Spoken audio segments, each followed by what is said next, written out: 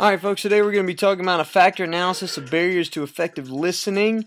It's a study done by Golen. It had some very specific research questions for us to consider. Number one, what are student perceptions as to the barriers to effective listening? What are some of the things that students think help to hinder their concentration as they try to study or listen to a lecture or things of that nature? Number two, what are these factors? How can they be grouped? How can they be explained to people? That was one of the problems in the existing research, is that people hadn't exactly grouped them together satisfactorily in terms of being able to solve the problem. And number three, are there any demographic differences? Specifically, this study is going to deal with males and females and how they specifically differ or are similar in relation to their perceptions of these factors.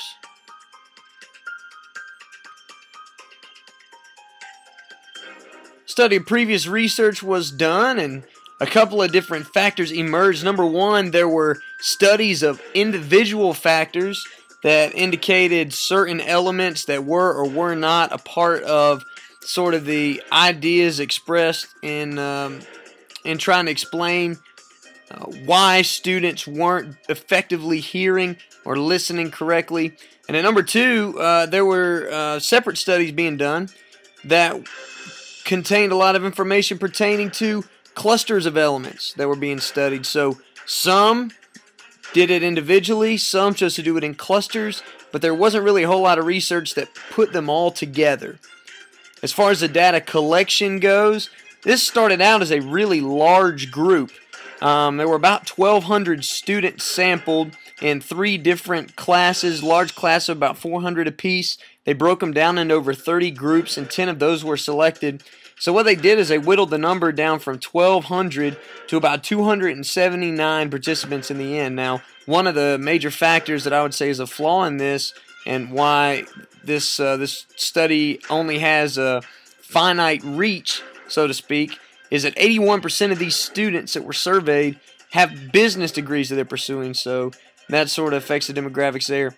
They came up with these topics of barrier frequency. What it is, they measured 25 different barriers, and you can see them here. I've listed them in order 1 to 25. Listening for details and facts was the most common one. It was the most highly ranked. There was a 1 to 5 system that they were used. 1 was the greatest, 5 was the least. Refusal to relax is the sort of least common element as far as this goes. You can see others: impatience, lack of interest, avoiding eye contact, things that you've probably done in your classes, or things that certainly other students do in their classes as well.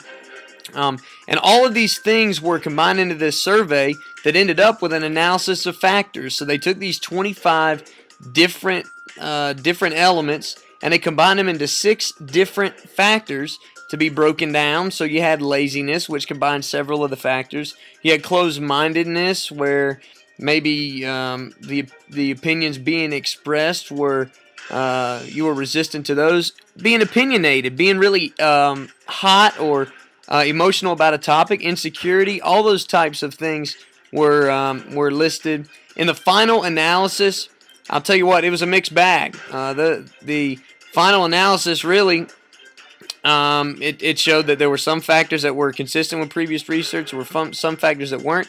And there wasn't very much difference between males and females, to be honest. There were a couple factors maybe that were a little heavy, a couple factors that were maybe light for a certain demographic group. But at the end of the day, this showed us, in my opinion, very little about how to interpret existing research as far as paying attention goes.